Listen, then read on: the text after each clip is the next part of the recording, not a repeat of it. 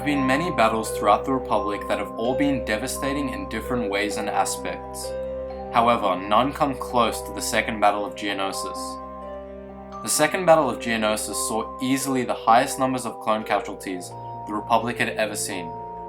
This was due to the initial landing and ground assault, which brought not only innumerable amounts of clone deaths, but also saw all three Jedi generals have a disturbingly close brush with death. In spite of the fact that this battle was regarded as a victory for the Republic, it had cost them dear and crippled them for months, if not years, to come.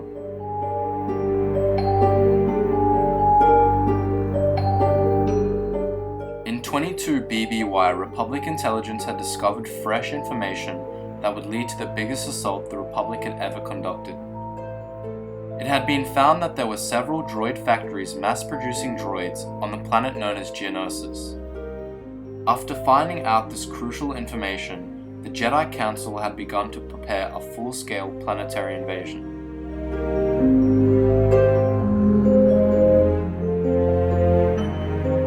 Everyone knew the Republic would be facing stiff resistance and may face high casualties. But nobody expected the Geonosians to fight back with such hatred and vigor, even to the point of suicide.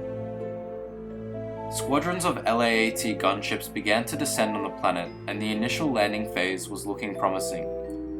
This was until they were met with a barrage of Geonosian gunners, a barrage of cannons, and the dreaded Nantex-class territorial defense fighters, which the Geonosians used to counter air assaults. This immediately changed the tide of the battle, as gunship after gunship was falling down, along with the deafening sound of artillery fire tearing up the support fighters. Due to this disastrous landing, Anakin Skywalker, Obi-Wan Kenobi, and Ki-adi-mundi all had their landing craft come crashing down to Earth. Luckily, all of them survived with varying injuries.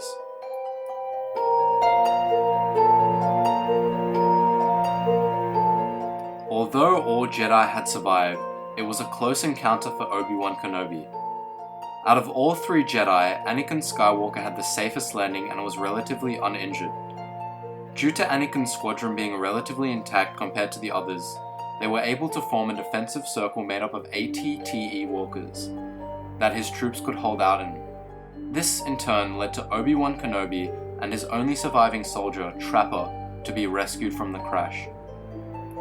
At a different area of the battle, Ki-adi-mundi and his disheveled troops were making surprising ground and had made their way into a series of Geonosian-infected caves. Due to quick work from flamethrower troops, they were able to clear out the cave and link up with the remainder of the clone force on Geonosis.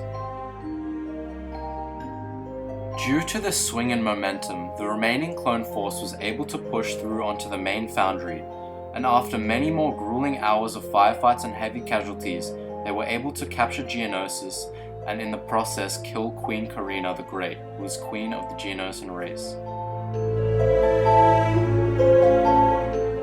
The Jedi Council as well as the Senate were obviously very pleased at this outcome, and had been satisfied.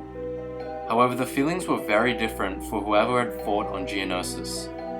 The clones had lost an upwards of 85% of their brethren, and an astonishing 50% of those casualties were estimated to be caused by the air assault. The Jedi who fought also had mixed feelings about the battle, especially Obi-Wan Kenobi, who nearly experienced the touch of death. The Second Battle of Geonosis was one of the largest battles ever fought, along with the battle that garnered the most casualties. Although in the long run it had greatly aided the Republic in the war, in the following months of the battle, the Republic was practically crippled and heavily demoralized, which led to some unfavorable battles after Geonosis.